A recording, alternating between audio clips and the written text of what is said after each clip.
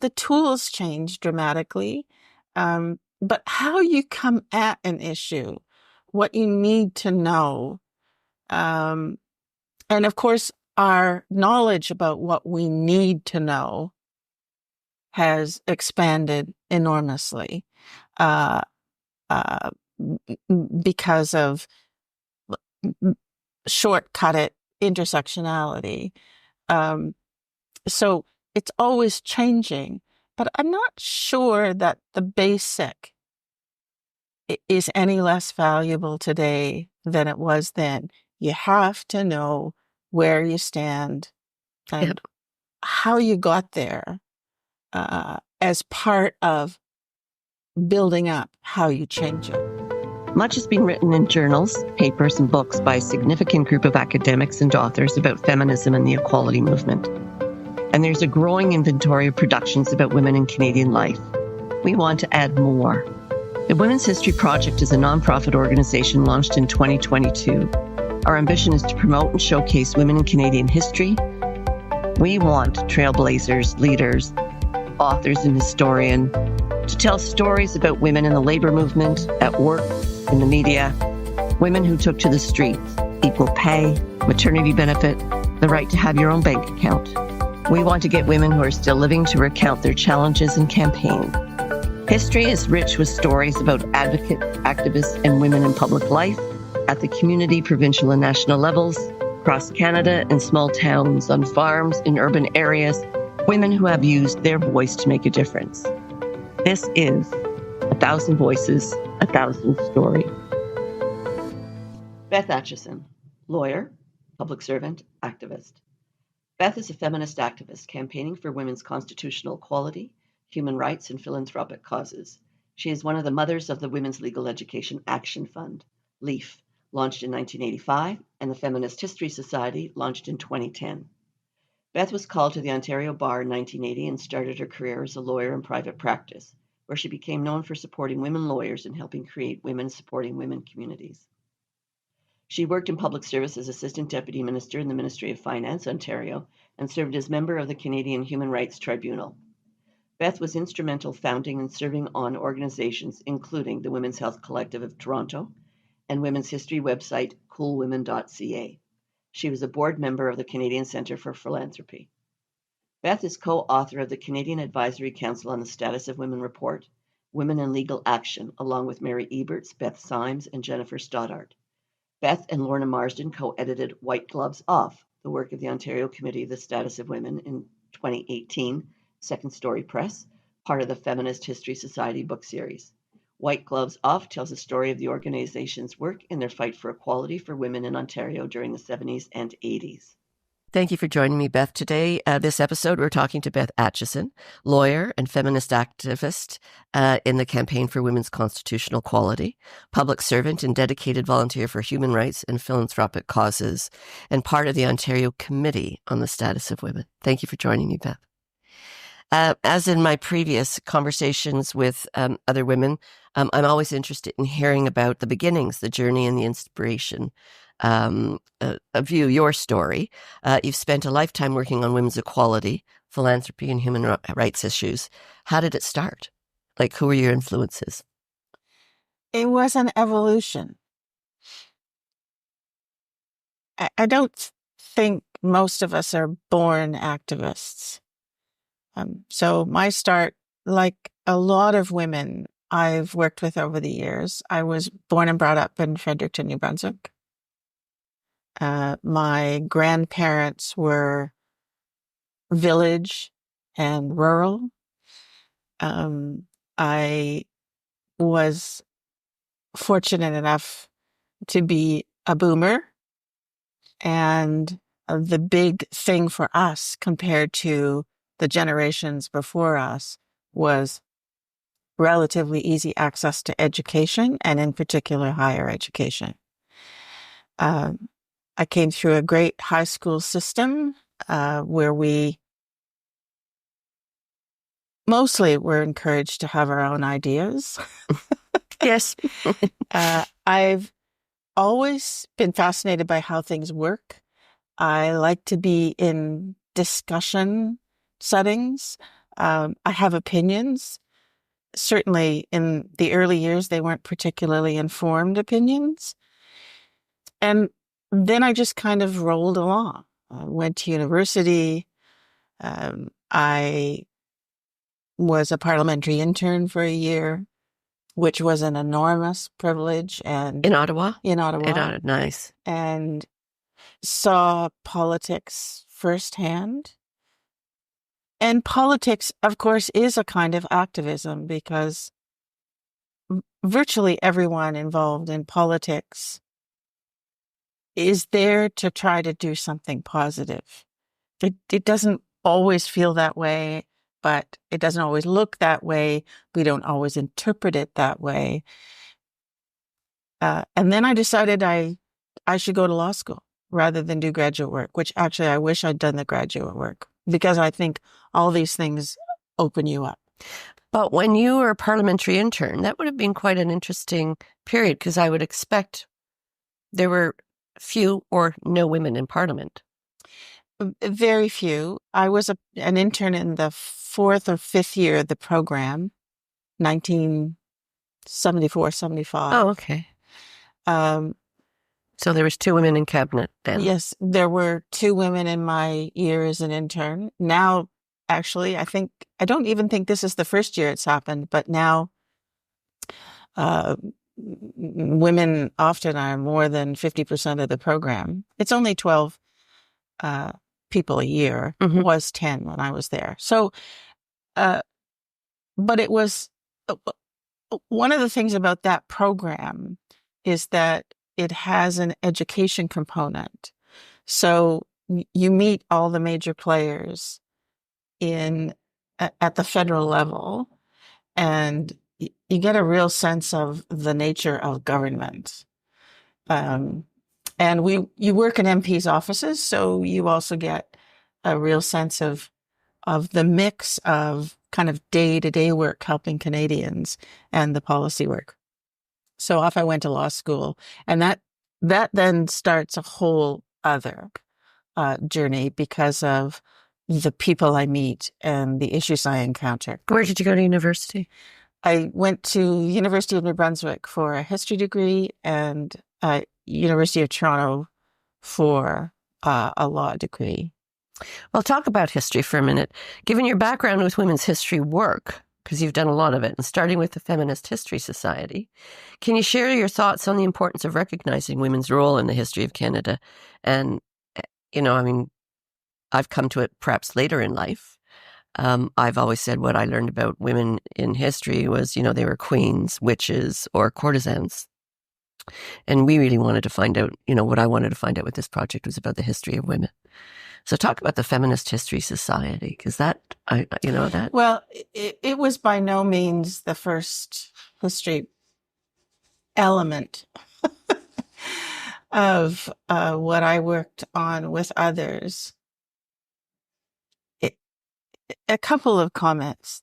The first thing is that virtually every project we embarked upon, we had to learn the history. So the very first project I worked on was on to try to get the Ontario Minister of Health to agree to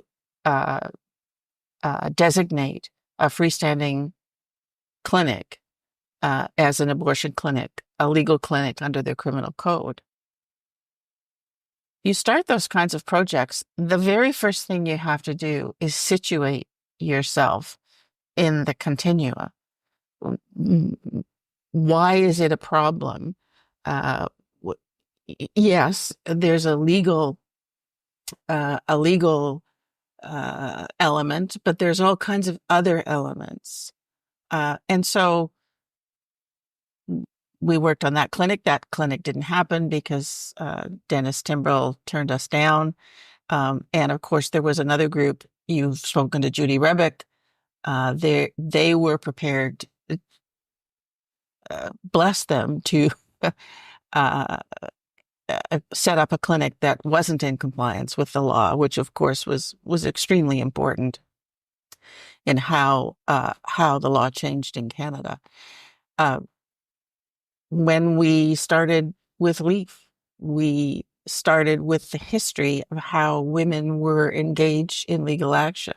So, uh, and when we came to the Feminist History Society, which was in 2010 and quite kind of late in journey, my own history, we wanted to write the history of the second wave in Canada. So that project was very focused. The second wave, I know the wave language is contested just by way of simplicity. Really the post Royal Commission on the Status of Women wave, maybe just a little earlier than that, because but there really was a generational shift before the Royal Commission and after the Royal Commission as to who was doing the work. So all of the projects have been situated in trying to understand how we got to where we were and what the problems were. But just one other point, though. We were so fortunate. There was some early writing about women's tactics and strategies.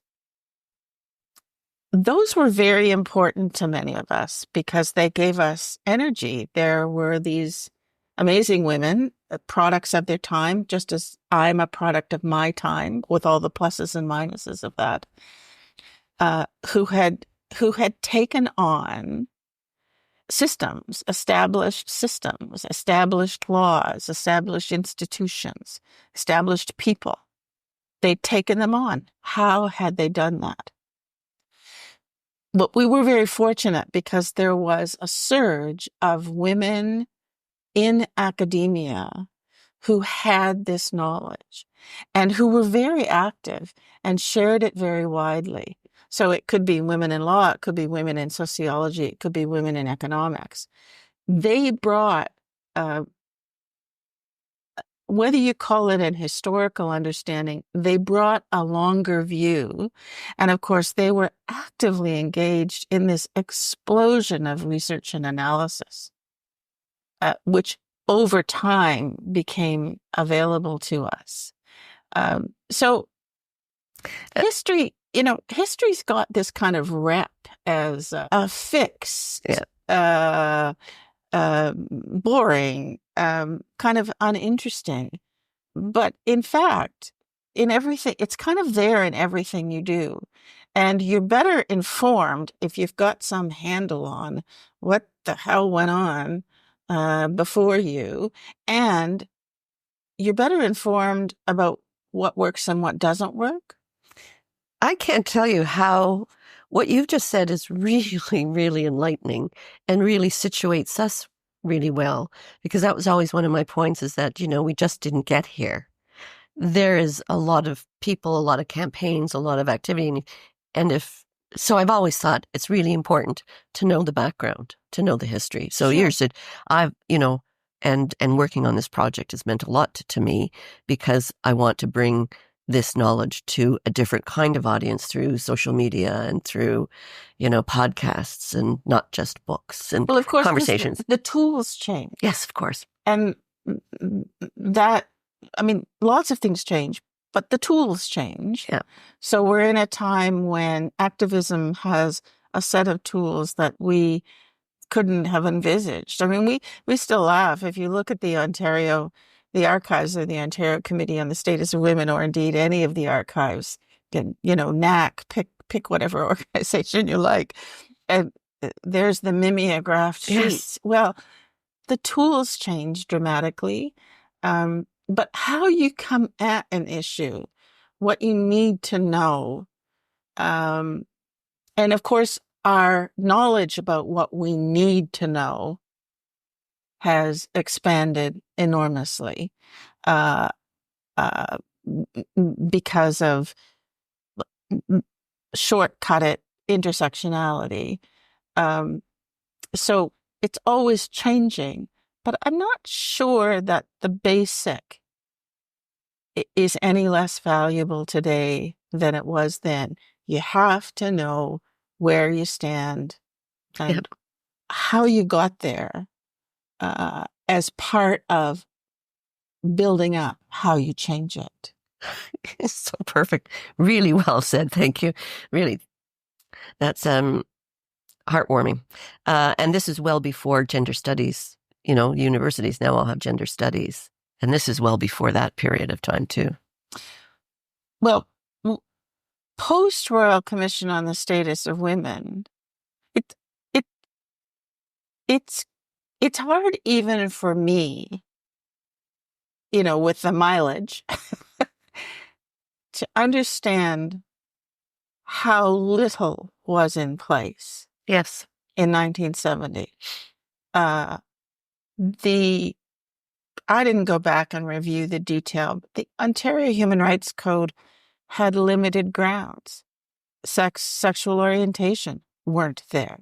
There was no Canadian Human Rights Act, Human Rights Code. There were no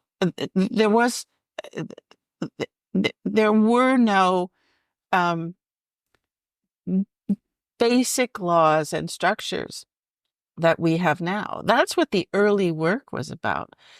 Certainly on the Ontario Committee on the Status of Women, the early work was to get women to the point that they had economic independence. The theory being, if you have economic independence, you then can navigate really virtually anything you have to navigate. So that's why the early work was on equal pay, segregation of workplaces, pensions, daycare. I mean, it was on the basics. And in the 10 years that the Ontario Committee on the Status of Women was active, those paralleled the Davis years. Virtually none of those things came into play. So, for instance, equal pay for work of equal value came in later. This was slogging work. Nothing came quickly. Nothing came easily. And, there's lots of critiques. One of the reasons we did the Feminist History Society was we knew that the second wave was going to be critiqued widely for failures, shortcomings, lack of insight. But we thought it was important to state at least what we faced and what we'd done. And it is hard to imagine in 2024 that in the 1970s, virtually none of these things were there, and virtually all of them are still incomplete. So if you take equal pay for work of equal value, if you take workplace segregation, the care economy, we've just been through COVID. We firsthand, we know about that. If you take daycare, where we've just entered into a national daycare program, and it's still significantly underfunded, all those basics are still there and still incomplete.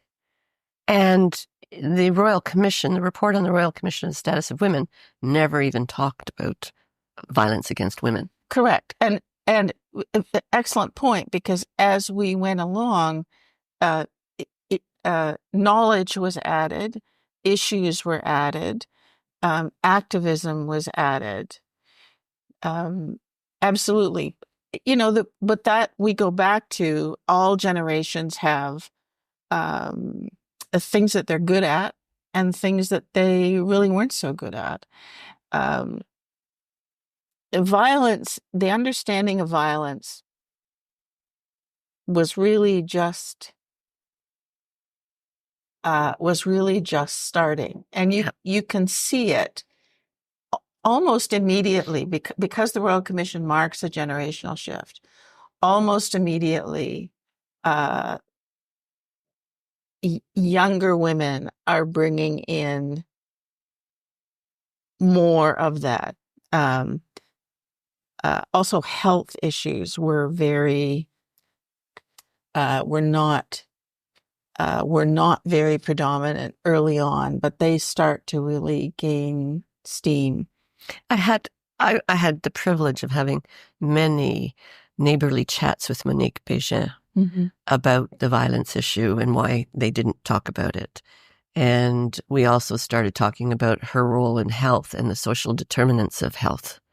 So those are, those two big things. They were aware of these issues. But in terms of the violence, she said that was the private sphere, and that was not something that we talked about, but we knew it was there. And it was after that, I guess in the early 1970s, where they started creating the women's refuge, women's centers, or the women's shelters, the whole women's shelters movement. So I would presume that report would have been, the shocking omission of domestic violence. And then women needed to leave their homes to be safe. It was almost like an evolution, but a fairly short evolution from 1970 to the shelters movement in 1972, 73. And it was intensely political. Like everything in the women's movement is intensely political. There were many of us who worked on what I'll call policy issues. There were many, many more, in my view, who worked on, let's call it, I don't know, services, direct programs. service, on the ground,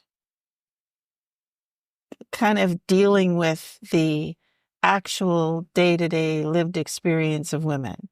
I mean, the policy side dealt with that as well, but in a very different way.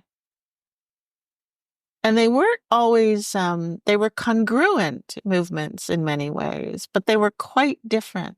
I think they were quite different ideologically. Another example of that would be if you did policy and research on childcare, and then there's another group of women who were creating daycare co-ops. So that's a service, that's a delivery, that's the tactics you need to, and the mobilization you need to do around that is different than the ones that are actually going after governments to make changes in laws.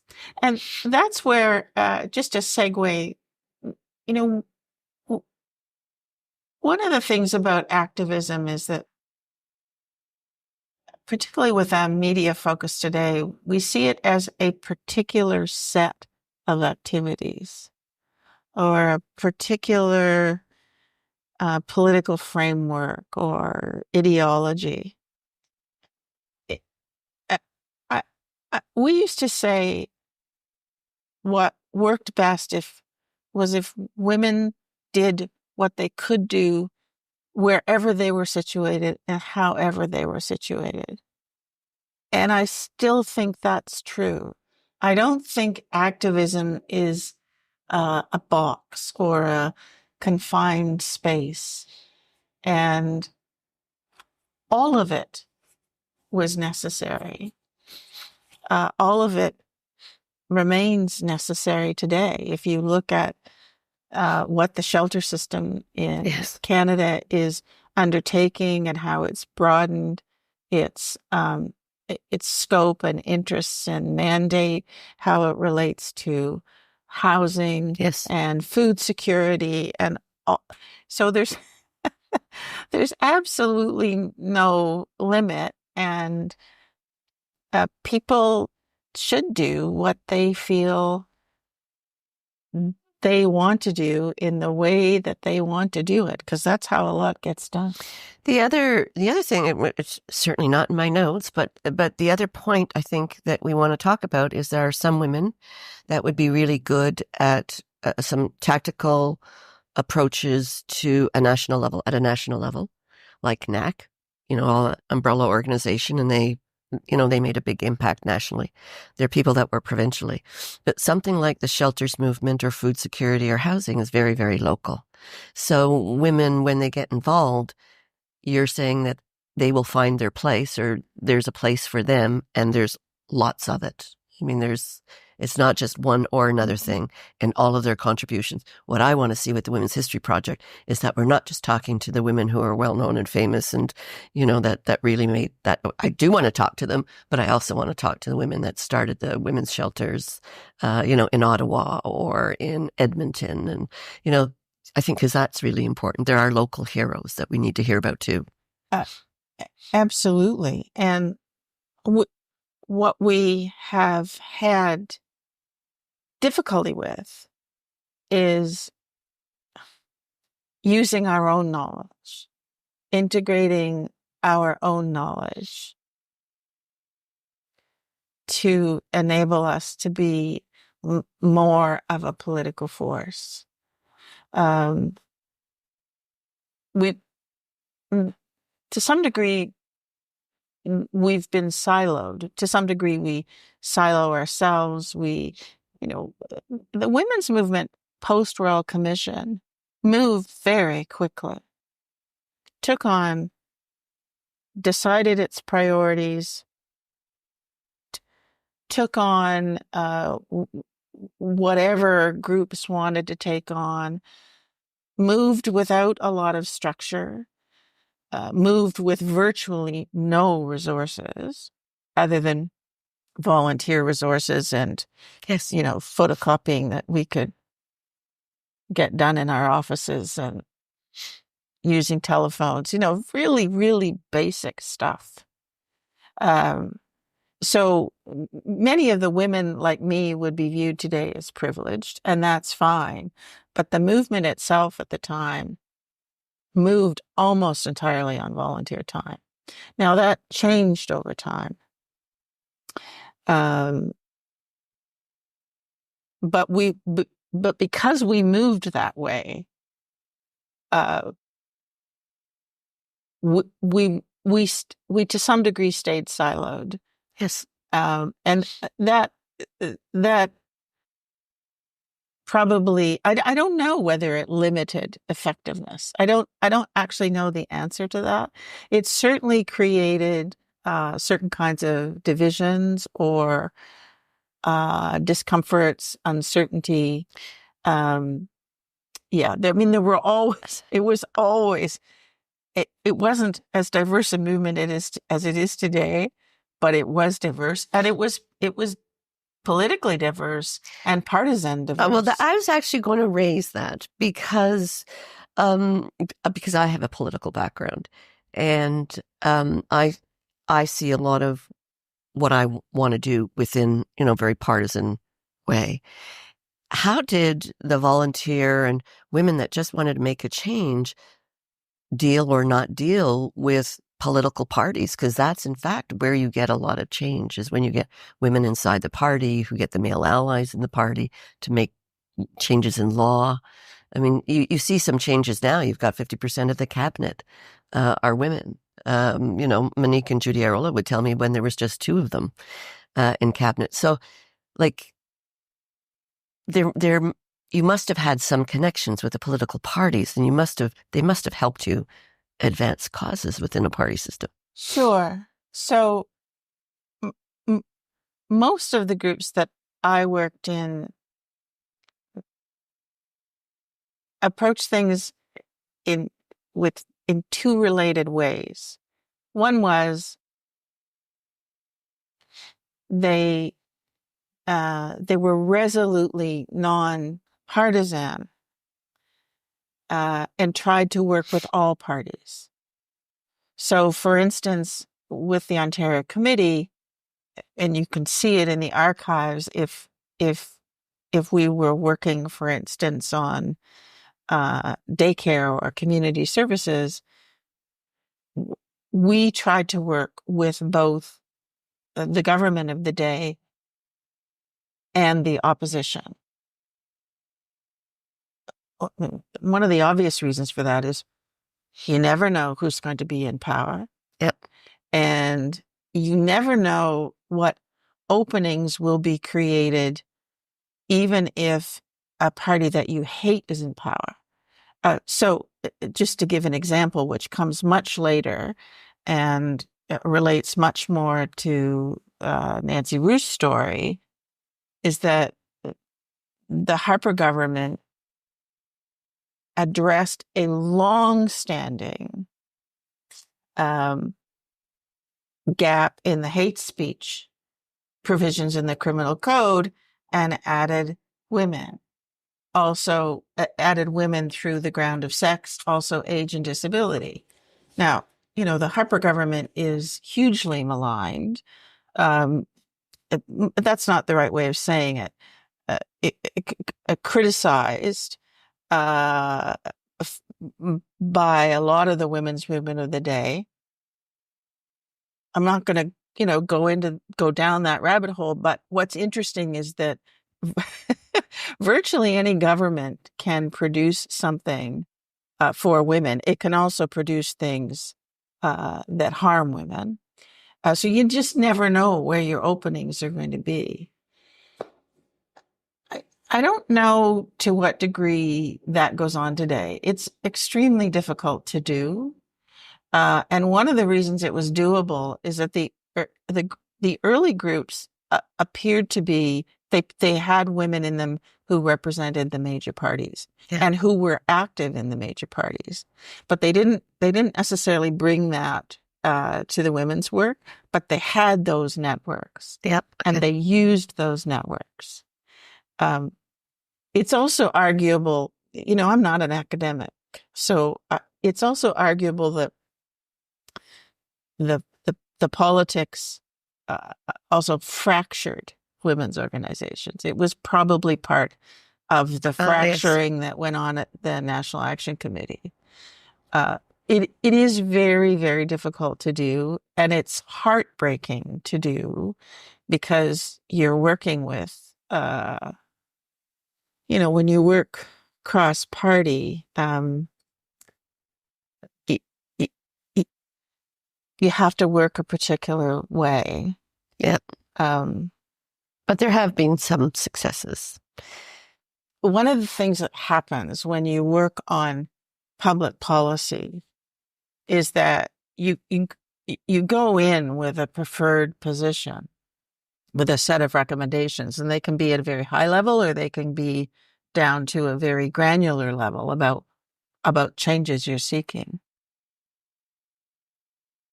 Often you're talking to yourself in a way, and you don't get very far with government. But if you do get somewhere with government, it can become a form of negotiation. And this is a real challenge for groups, I think. It was a real challenge for us. We always did have people. It was incredibly important with respect to the Charter, both with respect to Section 15 of the Charter, the Equality Rights Provision, and Section 28 of the Charter, which was the provision that was added after the ad hoc conference. And those came about because there were highly knowledgeable, highly effective women, not necessarily of the party in power. They weren't necessarily politically active, but they went in to negotiate with government. And negotiation with government usually means a narrowing. Yep. A selection of what's going to win and what's going to lose. And that is a critical role if you want to make change vis-a-vis government, because there's all kinds of other ways to make change. And it's a very fraught role for the people who do it, because they kind of lose their purity in the process, right? They have to give up something. Correct. They have to give up something. And they often have to make judgment calls in the moment. Yes. So there are all kinds of ways in which political, partisan engagement with government, comfort level of engagement with government come into play.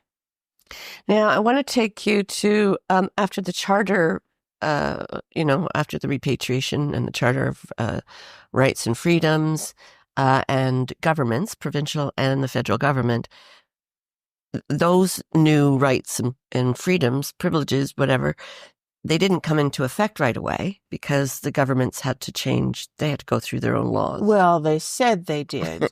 And they did go through their own laws, and they did virtually nothing. Oh. We worked on There were 3 or 4 statute audits done across the country by women's organizations that were significant documents that raised significant policy issues that related to statute. And the governments fiddled at the edges. I mean, the 3 years was not used well by government. Interesting. That's like Nobody knows about the statute audits, but tell us. Well, women in British Columbia, women in Manitoba, for sure. We did a big one in Ontario. We all done as volunteers. All done as we often did. We created a new organization called the Charter of Rights Educational Fund.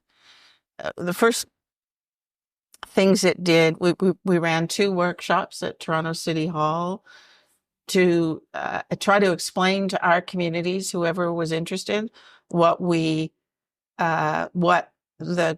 Constitution and the Charter said, what we thought it meant, what we thought it needed to be done. We brought in scholars from across Canada and from the US, because in the early days of the Charter, of course, it was also the time of the Equal Rights Amendment in the United States, and we learned from the US experience. We didn't adopt their way of doing things, but they had legal defense funds. They had some experience with litigation. So we ran those, and then we held a national conference again at City Hall, where we went through all the possible strategies to try to influence the subsequent charter-based law. And that told us we had to do a number of things, one of which was statute audits, one of which was legal writing. There's a whole long list. There's a very kind of big set of actions leading up to 1985 and the coming into force of Section 15 that isn't really understood. But anyway, this is the basis of LEAF. But we did do the statute audits, which we did present. We covered both federal legislation and Ontario legislation, and the one we did in Ontario. It was all done by volunteers, 35 volunteers. It's like this thick. It was a very impressive piece of work. It meant nothing. But it meant nothing in terms of success. However, we educated ourselves. This is 35 Toronto-based lawyers in public service, in private practice, in academe. We educated ourselves. There was a big value of all the work we did. It didn't produce actual immediate results, but it meant that it was one of the contributing factors to a community that was ready for the charter. We knew it wasn't. We knew it wasn't going to be enough to have the words. I mean, the words were a huge fight all by themselves, but we knew it wasn't going to be enough to have the words, and we knew where the problems were. So LEAF was created. The Legal Education Action Fund was created, and then took on some of these causes and went through the courts to get the precedents necessary to move the agenda forward. So that was one tactic, is going through the courts and LEAF. And that's right, and a shifting tactic. LEAF was what we hoped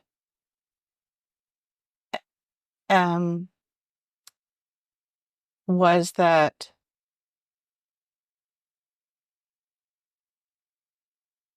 we would be able to take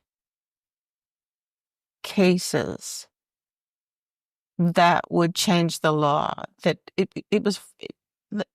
it was based really on the American tactic. Tactic isn't probably the right word. Style of litigation that started with the NAACP that led to Brown versus Roe with respect to desegregation. It was a very intentional litigation building, starting small, moving up the steps, adding to the precedents, adding to sort of opening the lens on that camera, moving towards a very key legal decision. Our hope was that that's what LEAF could do, but we very quickly learned at LEAF that the cases were flooding in from everywhere. Oh, of course. And that significant interpretation issues could arise in a case that had nothing to do with women whatsoever, but that case was going to set the precedent or a precedent for key interpretation elements of Section 15. And so we had to shift. We also had to shift in the way we worked with our own community. We had to consult a great deal more and work in coalition and collaboration a great deal more. So there we were. Well, this is 1985. Again, so we're trying to start a national organization, which in this country, in any country, Yes, it's a very big challenge. We're a small country. We are relatively rich, but not really rich. So we have lots of interests to bring to a board table. So we take on this task to start a national organization that's going to do litigation, which is not cheap. And we have this flood of cases. And we're learning as we go. And we're trying to raise money.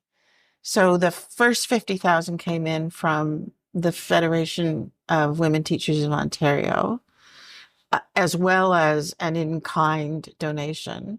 We didn't know anything about fundraising really very much. I mean, Beth Symes and I went off to the governing council meeting of the Federation and spoke about our plans. And then there were questions. And it was knee knocking. Almost everything we did, we had to learn it on the go. Now, there were wonderful women in all these organizations who understood women's issues. And so they would open the door for us. There were good networks, but a lot of work, a lot of nail biting. Well, and and then we have to manage the expectations of everybody else. Women are wonderful, but but lots of ideas and tensions and dynamics. A national board. Kudos to the early legal committee. They're also starting up to do. They're litigators. Yep. So they know how to do that part of it, but how to do the charter part of it in the women's movements. But it was all new, though. It was all new. Well, it was all new. But nothing in law is ever all new in the sense that there were tools to work with. So, I mean, many of us would say we don't remember much of those years. We were also all holding down jobs. Yeah. And many women in these organizations had families. I mean, I didn't at the time until 1990, but the the years between kind of 82 and 87, I remember virtually nothing because it was just Constant. all grinding work. It was fascinating. It was energizing.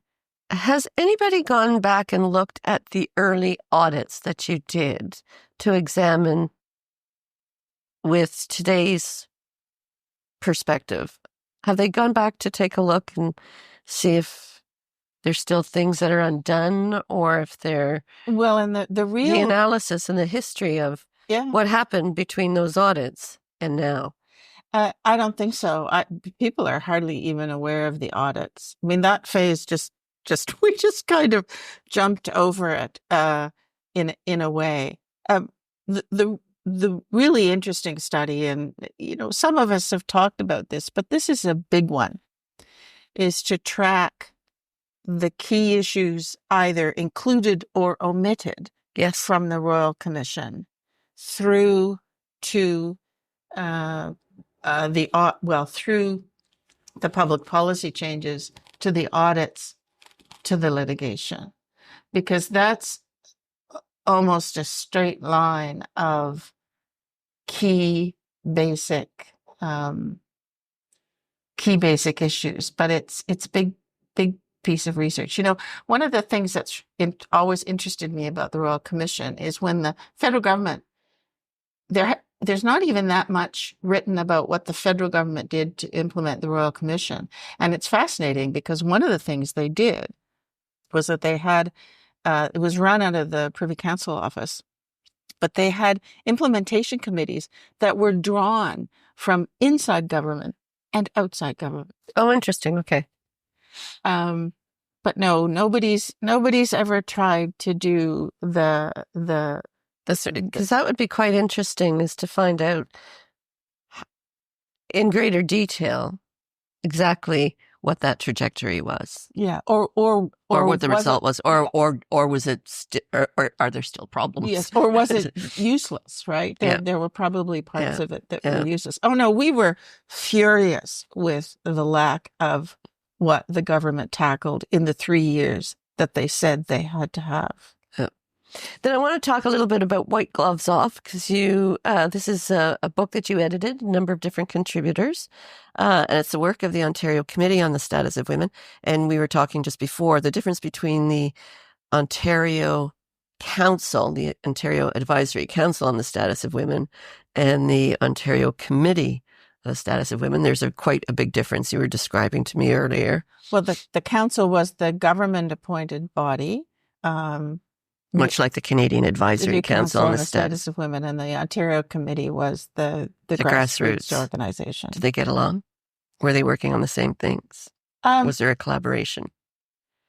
I would say yes. I mean, there are people better positioned to speak to that than I am, but yes, we did get along. I mean, Naomi Black, for instance, who was a political science prof at York, was on the council and a member of the Ontario Committee. And in those days, there were senior women in government, although there weren't very many of them. And the communication lines were always open, and everyone had different mandates and different interests. But to a considerable extent, communication is really, really important. Even when someone in government can't do something really important or really critical, there's always information that can circulate. There's always pointing out resources. I guess what we were doing was a form of lobbying before there was lobbying registration. And we did it without the resources that most lobbyists have today.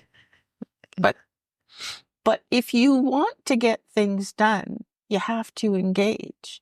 And the way we engaged often was with the women who were there, the women who were elected to the legislature, the women who were civil servants, the women on the council, etc. There were descriptions of reports and presentations made, you outlined some of them, to provincial governments relating to the OCSW. What were the big successes that you've identified in the White Gloves Off? There must have been some big successes, and you've talked about some of the disappointments. Jeepers, I remember it as water on stone. The success was to keep pounding on the doors. The big successes didn't happen until really after the Ontario Committee, because for the Equal Pay Coalition, we say it in the book that we pounded on the pavement and pounded on doors, but we didn't get very far with the Davis government. And in fact, one of the reasons and we weren't alone. If you looked at the OCSW mailing list, we were in touch with kind of our peer groups in most provinces, because most provinces had organizations that started up after the Royal Commission to try to get change in their context. One of the real reasons so much effort went into the charter, the reason we saw the charter as an opportunity was because the change was so slow in coming after the Royal Commission. It was kind of defeat after defeat after defeat. So it wasn't a period of big wins at all. And those working particularly on economic empowerment, had some difficulty with the shift to using the law. But it was, as I say, one of the real reasons for the optimism about using the law was this grind in the 10 years after the Royal Commission. You describe in the last chapter of your book some really interesting, it was the insights about, and maybe this is what the successes are, is the learning, the networks. I mean, you go on to great detail about, okay, we weren't successful here, but this is what we learned. This is, how we did it. So there's some poignant points that you articulate in the last chapter, because it's a view from 2017 looking back, and you say, but we did this, we did this, we did this, we did this. Well, and it wasn't the changes in legislation, but it was, if you look at what we were trying to achieve, it was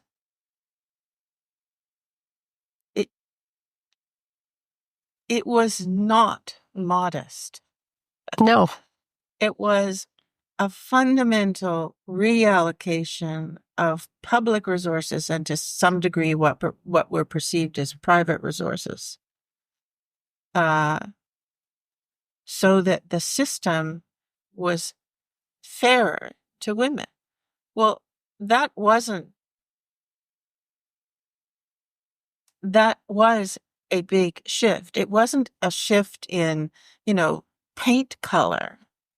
It was a shift in the economic structure of the time and how it worked and who benefited. And so it wasn't going to be achieved easily or quickly. No. And in fact, now, in 2024, we can look back. We've got the period when we went at it from the sort of a pure public policy, speak to the provincial representatives and to some degree the federal representatives, depending on what you were working on, speak to the legislatures. For most of us in this period after the Royal Commission, we started in doing committee appearances. Never done them. They're terrifying when you start.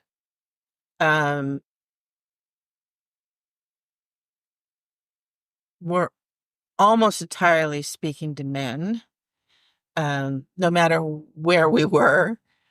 But we just kept at it. And And there was a great deal of learning. There was also this, as I say, this academic research juggernaut and public policy research juggernaut that was moving along as well. So the information became better. We became more sophisticated in how we presented, who we presented to, how we came at it. But now we can look and say, well, we gave it a real run after the Royal Commission. We've given it a real run in charter litigation, which hasn't moved some of the bigger markers either. Where does that take us now? And it takes us to where we've always been, but I think in a very clear way, is that it's hard to drive change through elite institutions without there being a really good base of support. Votes count. Women don't tend to vote on women's issues. Women in Canada, people in Canada tend to vote for parties. They don't tend to vote for issues. That's what the research shows. So we've, looking back now is really quite interesting. 50 years on from the Royal Commission, it above all underlines how hard it is to change the fundamentals. We are still working at some fundamentals. Yeah, it's the systemic changes that have to be made. We were talking about that a couple of days ago with Michelle Landsberg and Judy. We're talking about some of the, you just can't turn it around. That, it's generations and generations. I also wanted to talk, I want to move away from this and move something else about your life that Nancy Ruth suggested that we talk about some of your work with the Women's Health Collective. Well, I think that's where some of us really that's where we cut our teeth. So a very simple story. I'm in law school. I have friends who are a couple of years ahead of me, and they're in the bar admission course, which doesn't exist anymore in Ontario, and everyone's bored.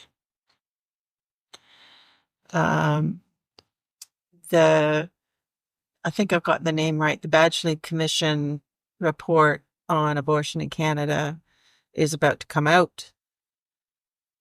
We decide we need a project. Some of us have worked on projects of other kinds before. Constance Backhouse and I, believe it or not, did driver and road safety as an activist project, and that's in fact where we met. So, but we want something to do, and we want to make a contribution. We take a look at the Criminal Code of Canada, and it says that legal abortions can be conducted in two kinds of facilities: approved hospitals or facilities approved by the Minister of Health. So we decide what we have to do is create a full-blown clinic proposal for a freestanding abortion clinic and take it to the Ontario Minister of Health. And that's what we do. We go to clinics in New York State, and the Morgentaler Clinic. We figure out what's involved, what you have to have a working clinic. We find space. We create agreements with the local area hospitals. We go to all the opinion makers we can think of in the city, from the churches to the politicians to other organizations to medical organizations, to create a list of supporters. And we put it all together in a package. And I mean, it's real. We had architectural plans. We had a building. it was a complete proposal. We worked with Ministry of Health officials to understand what would be involved in the approval process. I mean, we were young lawyers, and we were fairly dogged and thorough. We worked at it. Yes, and we got the phone calls from the anti-abortion movement at our homes at night. It was real. And we did it, I think, without any funding. I mean, No, nobody does anything without funding these days. well, I suppose we had funding in the sense that we were at school and or in the bar at. I mean, I don't know where that funding came from. But anyway. And as I say, there was also the group working on what became the Toronto Morgentaler Clinic. Yeah. We met with Dennis Timbrell. Took a while to get a meeting with the minister to present our proposal. We had the form. There was a form for designating clinics under, I forget what piece of legislation. And we knew we were in trouble. I mean, did we ever think we were going to get approval to do this? I don't think we ever really asked ourselves that question. We were going to give it our best shot. And we met with Dennis Timbrell. I can still remember the office. I can still remember him pulling out a drawer, and practically the first thing he said to us was, "When I had lunch with Cardinal Carter last week." And of course, Cardinal Carter was the Archbishop. I think at that point that was a kind of telegraphing. No kidding. We all remember that moment in different ways. But anyway, long story short, we were turned down. But in the course of getting the support for that proposal, I was at U of T Law School. Mary Eberts was a professor there. And Mary said, "You should ask the Ontario Committee on the Status of Women for their support." So I went off to a meeting of the Ontario Committee on the Status of Women, which is where I met this amazing group of women. I don't think they would be offended to hear me say that I was on the younger end. They were, by this time, pros. And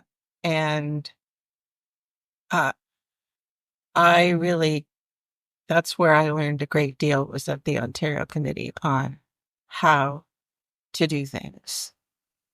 And what happened with the Women's Health Collective? Did it just... Well, once we couldn't get the clinic approval, we had a choice, which was to try to do it without proper status under the criminal code. And we were prepared to go that route. We were all young lawyers. We believed in the law. We also believed I give an enormous amount of credit. I'm sure you talked to Judy Rebeck about her work on the Morgentaler Clinic. There was another group. These groups were not, we had one member who kind of liaised with them. I think we were sort of the more corporate group, even though we weren't corporate, but I think that's how we would have been perceived. They, to the great credit to them, went ahead. Yeah, they were more radical. They were more... Yeah, they had different politics. Yeah. Which again, was very, very typical of the time. Very typical of the time. This is really interesting. And what are you doing now? Like, what kind of... Because I understand, too, you do a lot of things around philanthropy. And And, you've worked very closely with Nancy Ruth, and you must have your own projects now. I presume you're still active, and Well, what are your interests now? yeah. So, you know, my paid work was in financial services and financial institutions. That was my Day job. my corporate law specialty. But I left that in 1996, and I went to work with Nancy's very own foundation, where we did, in some ways, the precursors to what you're doing. Cool women. And Section 15.ca, both with a historical activist, women's history, women's activism framework. And then in 2005, Nancy Ruth was appointed to the Senate, and I had a public policy background. So I was her public policy person in the Senate, and worked on a whole range of women's. And what a wonderful relationship, and a wonderful, the energy must have been fabulous. Well, we're very different, but quite complementary. Yeah. She's very brave, and I like to know the ground. I thought that makes a good partnership. And we took on things that didn't work out, and we took on some that did. And life with Nancy Ruth is never boring. No.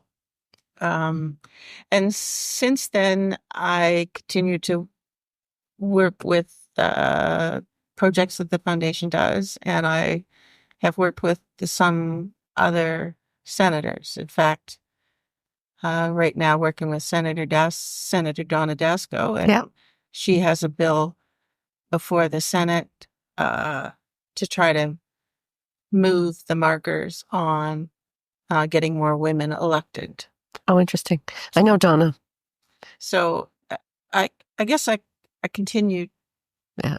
In fact, I'm hoping that we will be interviewing a number of different senators, because a lot of them have really interesting backgrounds, grassroots organized. I mean, the evolution of the Senate now, and now that, this prime minister appoints people that have a community background, they're people of stature. They're substantive people. Not that the other way was bad. They were more partisan. So this is less partisan and more substantive. And I'm really excited about trying to interview some of the women, because their backgrounds are fascinating. Yes. And, I'm different subjects. I'm not a senator. The Senate has changed. I've seen the Senate both in its caucused form and now with independent appointments. And I think there is just a great riches of material there on effectiveness. Yes. And how senators can be effective. Yeah. Certainly, the Senate right now, in my view, has the greatest concentration of second wave women that we will ever see anywhere in a political body. And I want to go and interview. Anyway, I want to wrap this up. Yep. High and low points. What would you want to do over again? What's the Beth Atcheson legacy? Oh, there is no Beth Atcheson legacy. I think your contributions as a business. I worked always in groups, and it's the legacy of the groups. It's the intellectual and political energy of the groups that made everything happen. And I'm sure I learned as much and took as much from it as I gave. I don't actually like being on the front lines.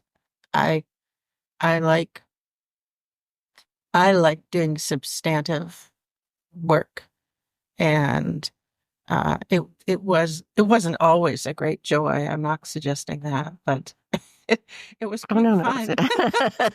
And the last thing, what would you give?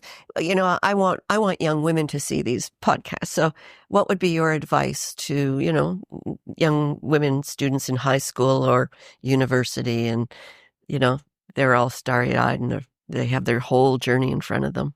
What would you tell them? Well, you have to do what is important to you. You have to be open also, I think, to possibilities. It's find like-minded people. If you put together passion, learning, like-minded people, then it can be a really interesting journey. Increasingly I don't give advice. The world has changed so much, but there's still lots to do. And as I say, follow your heart, be open to the learning, find other like-minded people, be flexible, because it's so hard to do these things. Be kind, which I think actually the succeeding generations are superb at. They are kind. I think they are more inclusive. I don't know whether the challenges are bigger, but I think they are. I also think they require more integrative work. Because we were looking at women's issues. Now, when you layer on globalization, climate change, I think the challenges are Greater. bigger. I also think people are better educated. They're better communicators. They have faster means of communication. So there's some things that are very much on the plus side. But at the end of the day, you have to motivate Canadians or populations wherever you are, and you have to motivate decision makers, whether they're in the private sector or the public sector. And people are people. So that there's a lot in the past that's relevant, but it gets applied in a completely different context. But understanding people and how they make decisions is important. What a nice way to end. I want to thank you very much. This is a really thoughtful conversation. I loved it. Thank you. Thank you. I'm Deborah Davis, President and co-founder of the Women's History Project. This has been the Women's History Project production, with thanks to our sponsors, partners, and special guests.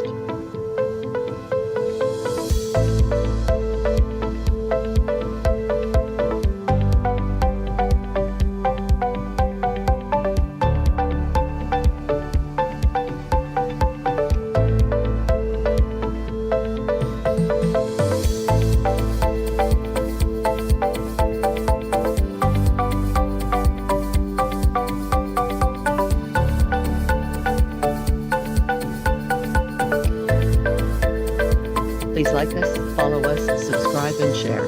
You can find out more about our first season of 1,000 Voices, 1,000 Stories on our website, www.womenshistoryproject.ca.